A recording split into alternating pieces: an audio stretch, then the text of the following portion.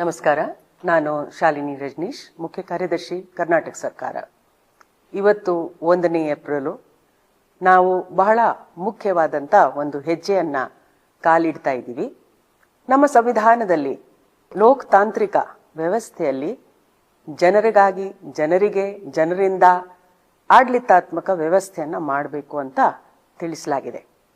ಅದರಂತೆ ನಾವು ಜನರಾಗಿ, ಅಂದ್ರೆ ಸಾರ್ವಜನಿಕ ನಾಗರಿಕರಾಗಿ ನಮ್ಮ ಜವಾಬ್ದಾರಿ ಏನು ಅಂತ ತಿಳ್ಕೊಳ್ಬೇಕು. ಅಧಿಕಾರಗಳ ಬಗ್ಗೆ ನಾವೆಲ್ಲರೂ ತಿಳ್ಕೊಂಡಿರ್ತೀವಿ, ಆದ್ರೆ ಜವಾಬ್ದಾರಿಯು ಅಷ್ಟೇ ಮುಖ್ಯ. ಉದಾಹರಣೆಗಾಗಿ ನಾವು ಪ್ರತಿ ಸಲ ಯಾವುದೇ ಒಂದು ಚುನಾವಣೆ ನಡೆದಾಗ ನಾವು ನಮ್ಮ ವೋಟ್ ಅನ್ನ ಹಾಕಲೇಬೇಕು ಅಂತ, ಇದು ನಮ್ಮ ನಾಗರಿಕ ಜವಾಬ್ದಾರಿ. ಅದೇ ರೀತಿ ದಶಕದಲ್ಲಿ ಒಂದು ಸಲ ನಮ್ಮ ದೇಶದಲ್ಲಿ ಒಂದು ಜನಗಣತಿ ವ್ಯವಸ್ಥೆಯಲ್ಲಿ ನಾವು ಸಕ್ರಿಯವಾಗಿ ಪಾಲ್ಗೊಳಿಸುವುದು ಕೂಡ ನಮ್ಮ ಜವಾಬ್ದಾರಿ. ಇದರಿಂದ ನಮಗೆ ಏನ್ ಪ್ರಯೋಜನ ಆಗತ್ತೆ ಅಂತ ಪ್ರಶ್ನೆ ತಮ್ಮ ಮನಸ್ಸಲ್ಲಿ ಉದ್ಭವ ಆಗುತ್ತದೆ. ನಮ್ಮ ಈ ಜನಗಣತಿಯಲ್ಲಿ ನಾವು ಪ್ರತಿಯೊಬ್ಬ ನಾಗರಿಕರ ಮನೆಯ ವಸ್ತುಸ್ಥಿತಿ ಏನು ಅಂತ ಅದರ ಬಗ್ಗೆ ತಿಳ್ಕೊಳ್ತೀವಿ.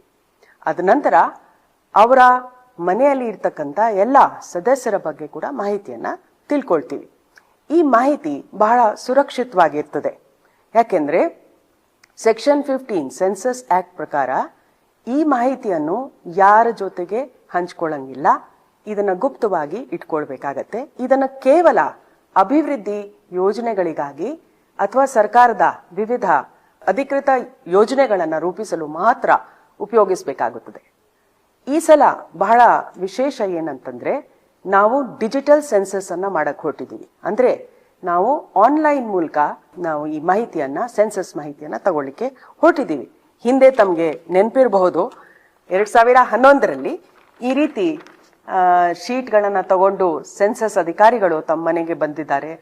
ಅವರು ತಮ್ಮ ಮಾಹಿತಿಯನ್ನ ಇದರಲ್ಲಿ ಪಡೆದು ತಮ್ಮ ಸಹಿಯನ್ನ ಮಾಡಿಸಿದ್ದಾರೆ. ಈಗ ಇದನ್ನ ಸ್ಮಾರ್ಟ್ ಫೋನ್ ಮೂಲಕ ಅಥವಾ ಲ್ಯಾಪ್ಟಾಪ್ ಮೂಲಕ ಅಥವಾ ಕಂಪ್ಯೂಟರ್ ಮೂಲಕ ನಾವು ಮಾಡಲಿಕ್ಕೆ ಹೊರಟಿದ್ದೀವಿ.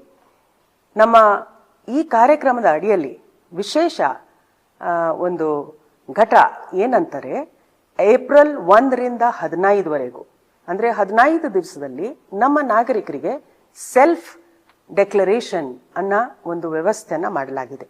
ಇದರಲ್ಲಿ ನಾವು ನಮ್ಮದೇ ಸ್ಮಾರ್ಟ್ ಫೋನ್ ಅನ್ನ, ಲ್ಯಾಪ್ಟಾಪ್ ಅನ್ನ, ಕಂಪ್ಯೂಟರ್ ಅನ್ನ ಉಪಯೋಗಿಸಿಕೊಂಡು se.census.gov.in ಈ ವೆಬ್ಸೈಟ್ಗೆ ಹೋಗ್ಬಿಟ್ಟು ಕರ್ನಾಟಕ ಸೆಲೆಕ್ಟ್ ಮಾಡಿ ನಮ್ಮ ಮನೆಯ ಅಡ್ರೆಸ್ ಅನ್ನ ಕೊಟ್ಟು ಆ ಮನೆಯ ವಸ್ತುಸ್ಥಿತಿಯ ಬಗ್ಗೆ ವಿವರಣೆಗಳನ್ನ ನೀಡಬೇಕಾಗತ್ತೆ. ಉದಾಹರಣೆಗಾಗಿ ನಮ್ಮ ಮನೆ ಕಚ್ಚಾ ಮನೆನಾ, ಪಕ್ಕ ಮನೆನಾ, ನಮ್ಮ ಮನೆಯಲ್ಲಿ UGT ಇದೆಯಾ, ಇಲ್ಲ ಎಲೆಕ್ಟ್ರಿಸಿಟಿ ಇದೆಯಾ, LPG ಇದೆಯಾ. ಇದರಿಂದ ಸರ್ಕಾರಕ್ಕೆ ಗೊತ್ತಾಗ್ತದೆ ಗ್ರಾಮೀಣ ಭಾಗದಲ್ಲಿ ಅಥವಾ ನಗರ ಪ್ರದೇಶದಲ್ಲಿ ಎಲ್ಲಿ ಏನು ಕೊರತೆ ಇದೆ, ಎಷ್ಟು ಜನ ಪಕ್ಕಾ ಮನೆ ರಹಿತರವಾಗಿದ್ದಾರೆ ಅಥವಾ ಬೇರೆ ಬೇರೆ ಸವಲತ್ತುಗಳಿಂದ ರಹಿತರಾಗಿದ್ದಾರೆ.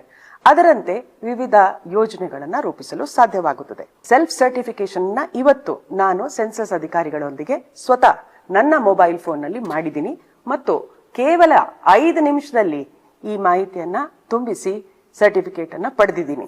ಸರ್ಕಾರ, ನಮ್ಮ ರಾಜ್ಯ ಯಾವಾಗ್ಲೂ ಮುಂಚೂಣಿಯಲ್ಲಿ ಇರ್ತದೆ, ಪ್ರಗತಿಯಲ್ಲಿ ಪ್ರಥಮ ಸ್ಥಾನವನ್ನು ಹೊಂದಿರೋದು.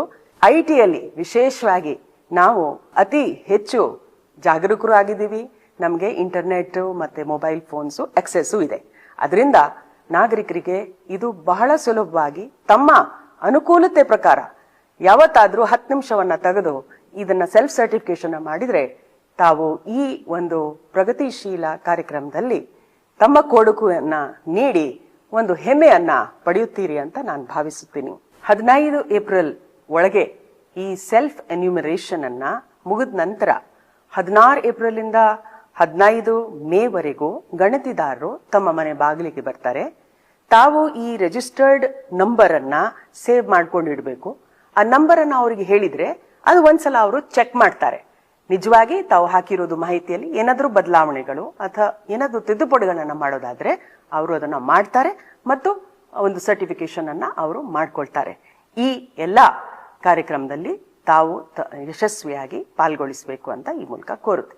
ಈ ಜನಗಣತಿಯ ಮಾಹಿತಿಯನ್ನ ನಾವು ಡಿಜಿಟಲ್ ಮಾಧ್ಯಮ ಮೂಲಕ ತಗೊಳ್ತಾ ಇರೋದ್ರಿಂದ ನಾಗರಿಕರ ಸುರಕ್ಷತೆಗಾಗಿ ನಮ್ಮ ಅಧಿನಿಯಮ digital personal data protection act 2023 section 8 ಅದರ ಪ್ರಕಾರ ಈ ಮಾಹಿತಿಯನ್ನ ಯಾರು ಯಾರಿಗೆ ಹಂಚಿಕೊಳ್ಳಂಗಿಲ್ಲ. ಒಂದು ವೇಳೆ ಹಂಚಿಕೊಳ್ಬೇಕಾದ್ರೆ ಸದರಿ ನಾಗರಿಕರ ಅನುಮತಿ ಅತಿ ಅಗತ್ಯವಿರುತ್ತದೆ. ಆದುದರಿಂದ ಸರ್ಕಾರ ತಮ್ಮ ಪರ್ಸನಲ್ ಮಾಹಿತಿಯನ್ನ ಸುರಕ್ಷಿತವಾಗಿ ಇಟ್ಕೊಂಡು ಕೇವಲ ಅಭಿವೃದ್ಧಿಗಾಗಿ ಉಪಯೋಗಿಸಲು ಉದ್ದೇಶಿಸಿದೆ.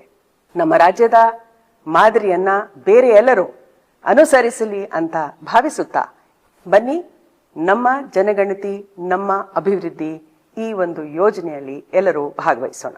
ಒಂದು ವೇಳೆ ನಿಮ್ಮ ಹತ್ರ ಸ್ವಂತ ಮೊಬೈಲ್ ಫೋನ್, ಸ್ಮಾರ್ಟ್ ಫೋನ್ ಇಲ್ಲ ಅಥವಾ ಕಂಪ್ಯೂಟರ್ ಇಲ್ಲ ಅಂತಂದ್ರೆ ನೀವು ನಮ್ಮ ರಾಜ್ಯದ ಸುಮಾರು ಸೇವಾ ಕೇಂದ್ರಗಳಲ್ಲಿ, IT ಸೇವಾ ಕೇಂದ್ರಗಳು, ಸೇವಾ Sindhu, citizen service centre, Bapuji ಕೇಂದ್ರ ಮುಂತಾದ ಕೇಂದ್ರಗಳಲ್ಲಿ ಅಥವಾ ಸೈಬರ್ ಕ್ಯಾಫೇಸ್ಗಳಲ್ಲಿ ಹೋಗಿ ನಿಮ್ಮ ಮೊಬೈಲ್ ಸಂಖ್ಯೆಯನ್ನ ಕೊಟ್ಟು ಆ ಡಿವೈಸ್ ಮೂಲಕ ನಿಮ್ಮ ಸ್ವಗಣತಿಯನ್ನ ಪೂರ್ಣಗೊಳಿಸಬಹುದು. ಅದರಿಂದ ನಾವು ಎಂಟೈರ್ ಈ ಪ್ರಾಸೆಸ್ ಅನ್ನ ಇನ್ಕ್ಲೂಸಿವ್ ಆಗಿ ಮಾಡಬಹುದು. ನಾವು ಯಾರನ್ನ ಹಿಂದೆ ಬಿಟ್ಟು ಹೋಗದಂತೆ ಮಾಡ್ಕೊಳ್ಬೇಕು ಅಂತ ನಮ್ಮ ಎಲ್ಲರ ಜವಾಬ್ದಾರಿ. ಧನ್ಯವಾದಗಳು.